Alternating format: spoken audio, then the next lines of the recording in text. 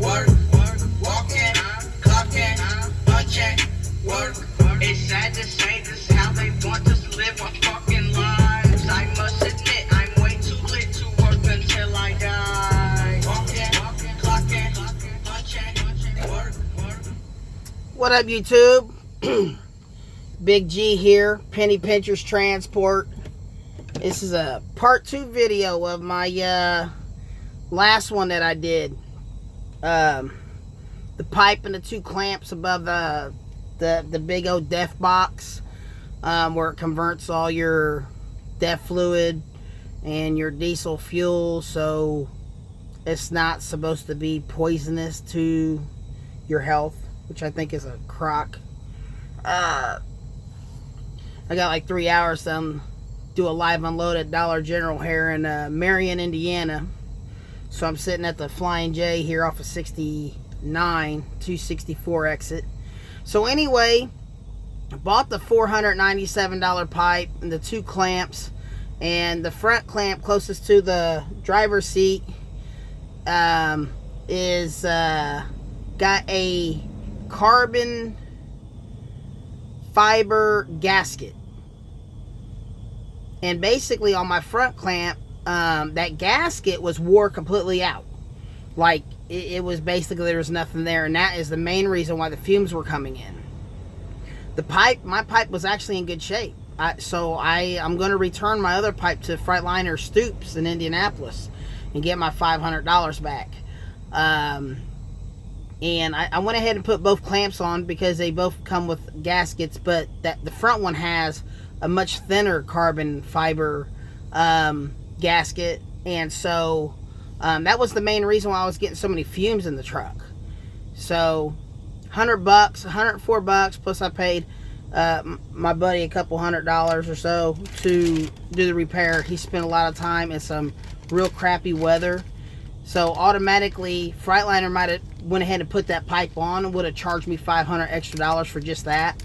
Plus, if they would have been able to get me in that day, or not have my truck for 3 days, I could have missed 4 or 5 days of work, and it could have cost me a couple thousand just for 2 $100 clamp, or 2 clamps that cost me $104.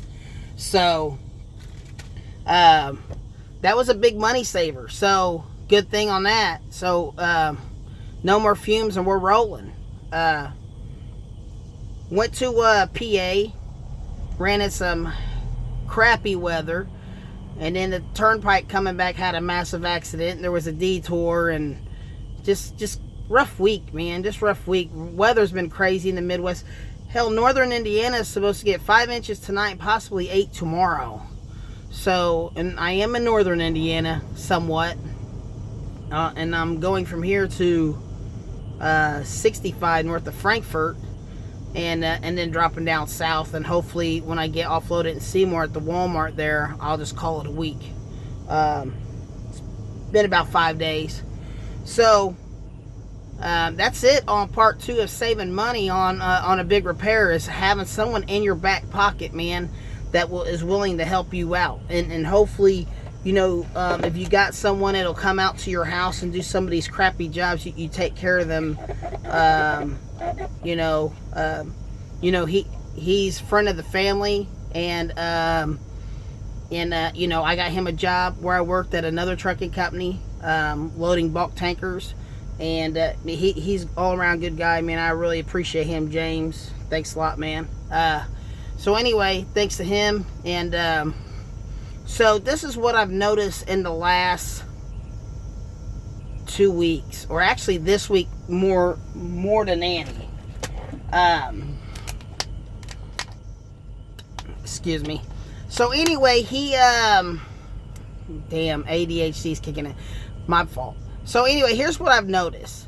So I always stop at not by choice either, because there's not a lot of parking when you get into West Virginia on 64 before Charleston. The Pilot at the, I think it's the 42 or the 47, I don't know, but you might as well forget about it, because you can't even get in there to take a 30. It's real hard just to get fuel in there. that pilot. Sorry I'm squinting, man. The sun is kind of like in my eyes. I'm facing the west, and it's really overcast, but the sun's trying to peek out, so it's really bright. But anyway, so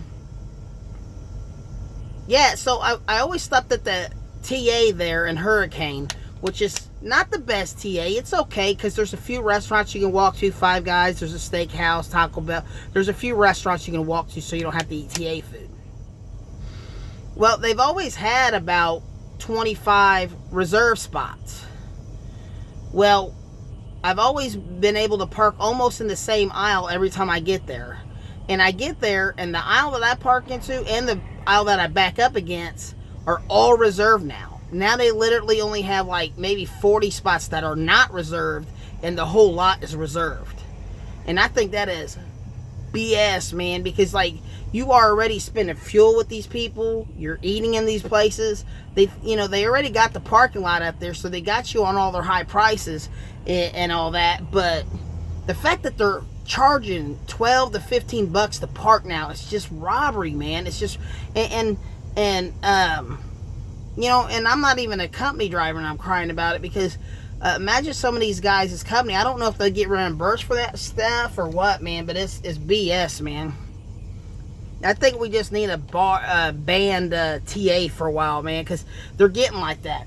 So I thought, man, whoever owns that one, because a lot of them are individual owners. If you ever see some of them, like the one up there on 39 and 74, that one there, it's not as great either.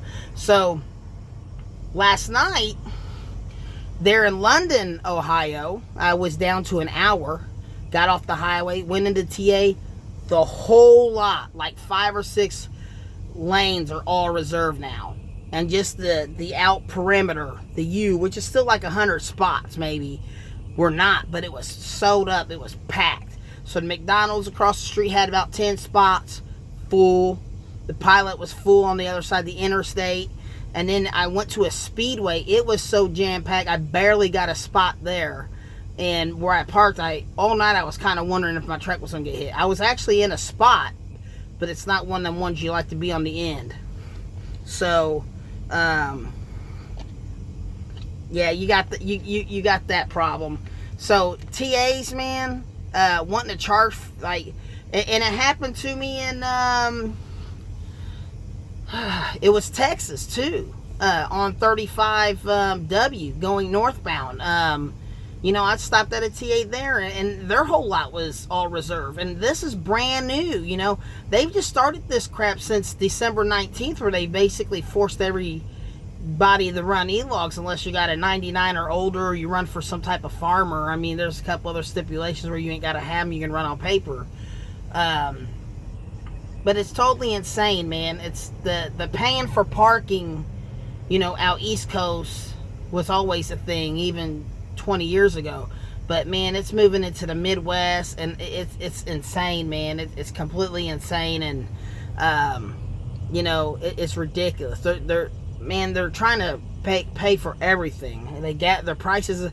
You can go to McDonald's that ain't into a restaurant or a Taco Bell, but you go into the ones in the truck stops and they're cranked up a little bit. It's insane.